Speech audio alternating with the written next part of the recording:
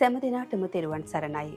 අසිරිමත් දහස් පෙතියා මල් ලක්ෂයේ පින්කම මෙවර ඓතිහාසික කැලණි රජමහා විහාරස්ථානයේදී අගෝස්තු මාස 28 වන දින පවත්වන්නට සූදානම්ව සිටිනවා.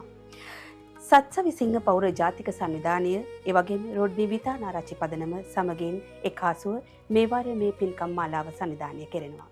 එසේනම් මෙන් අද දවසේදී කතාබහට සූදානම් වන්නේ මාවර මණ්ඩිය ශ්‍රී ජිනේන්ද්‍රාරාමය හොරණ දොඹගොඩ ගණේ කන්ද පුරාණ විහාරයේ යන උභය විහාරාධිපති බෙල්ලන ශ්‍රී ධම්මපාල මහ පිරිවෙනෙහි හිටපු පරිවෙනාධිපති රාජකීය පඬිත පූජ්‍යපාද හලියද්දේ අනුරුද්ධ හිමිපාණන් වහන්සේ සමගින් අවසරයි අපේ හාමුදුරුවනි. මාවර මණ්ඩිය ජිනේන්ද්‍රාරාමය සහ සත්සවිසිංහ පෞර ජාතික සංවිධානය අතර ඇති සහ සම්බන්ධතාවය මොන වගේද? හැම දිනාටම තෙරුවන් සරණයි. මාවර මණ්ඩිය සත්සවිසිංහ පෞර ජාතික සංවිධානයක් හැටියට මාවර මණ්ඩිය ශ්‍රී ජිනේන්ද්‍රාරාම විහාරස්ථානය මූලික කරගෙන අපි පොඩිවට ආරම්භ කරන්න තිබුණා. අද සත්සවිසිංහ පෞර ජාතික සංවිධානයක් හැටියට ශ්‍රී ජිනේන්ද්‍රාරාම විහාරස්ථානයට පමණක් සීමා නොවි ඒ ගමට පමණක් සීමා නොවි රට පුරාම අද වෙනකොට දීප ව්‍යාප්තව පැතිරලා තිබෙනවා.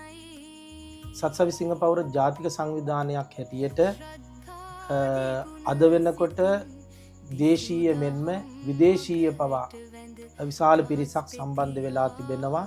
ඉංගේ සත්සවිසිංහ පෞර ජාතික සංවිධානය මගින් මාවර මණ්ඩිය ශ්‍රී ජිනේන්ද්‍රාරාම විහාරස්ථානය මූලික කරගෙන විශාල සේවයක් අපට මතකයි. පහුගිය කොරෝනා සමය තුලදී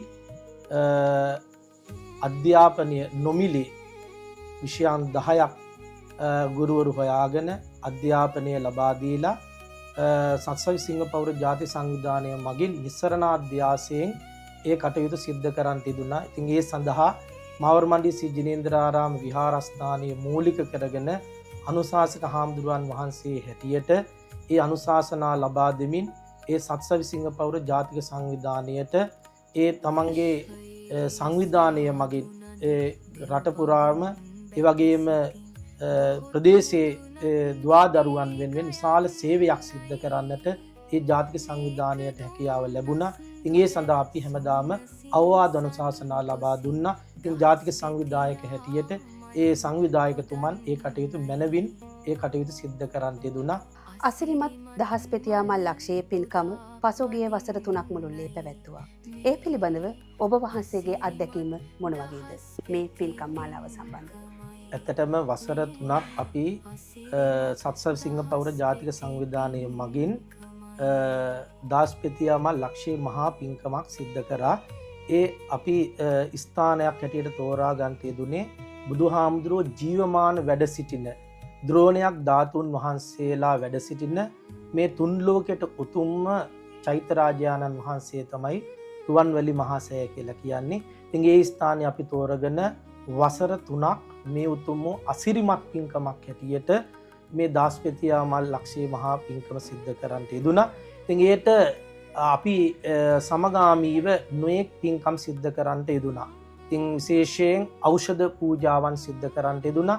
ඒ වගේම බුදු වත ඇත්තටම කාටවත් දකින්න නොලබෙන බුදු වත ජීවමාන බුදු කෙටකට කරන උපස්ථානය තමයි බුදු වත කියලා කියන්නේ. ඒ බුදු වතත් සමග ඒ උතුම් අසිරිමත් පින්කම අපට මේ වසර 3වටම විශාල පිරිසකට ඒ දැක බලා ගන්නට අවස්ථාව සලස්වා දෙන්න පුළුවන්කමක් ලැබුණා. ඉතින් ඒ වටා විශාල පිරිසක් මේකට මේ උතුම් වූ පින්කම සඳහා සම්බන්ධ වුණා. එහෙමයි අපේ හාමුදුරනේ. ඉදිරියේදී මේ පින්කම් මාලාව මේ ස්ථානයන්ට අමතරව තවත් ස්ථාන හරහා ගෙන යන්නට සූදානම්ද? ඔය ඇත්තටම අපි වසර 3ක් රුවන්වැලි මහා සෑය ළඟ පින්කම සිද්ධ කරලා මෙවර බුදුරජාණන් වහන්සේගේ තෙවන ලංකා ගමනය සිදු වුණු නැත්නම් පාද ස්පර්ශය ලැබපු ඓතිහාසික කැලණි රාජමහා විහාරස්ථානයේ තමයි අපි මෙවර තෝරා ගන්නට යෙදුනේ. ඉතින් එතනින් අපි නතර වෙන්නේ නැහැ. අපට පූජනීය ස්ථාන තියෙන 11 ස්ථාන. ඉතින් ඒ ස්ථාන වලට අපි යමින් මේ අසිරිමත් මහා පින්කම එක ප්‍රදේශයකට පළාතකට විතරක් සීමා නොවි රට පුරාම විශාල පිරිසක් සම්බන්ධ වෙලා ඉන්නවා දේශීය වශයෙන්. ඒ සියලු ප්‍රදේශ කරා ඒ 12 ස්ථාන කරා අපි මේ පින්කම ගිහිල්ලා ඒ හැම දිනාටම වන්දනමාන කරන්නට අවස්ථාව සලස්වා දෙන්න අපි බලාපොරොත්තු වෙනවා. එහෙමයි අපේ හාමුදුරනේ. ඔබ වහන්සේට රොඩ්නි විතානාරච්චි පදනමේ මාධ්‍ය ඒකකයේ පාද නමස්කාර පූර්වක ස්තුතිය. හැම දිනාටම දරුවන් සරණයි.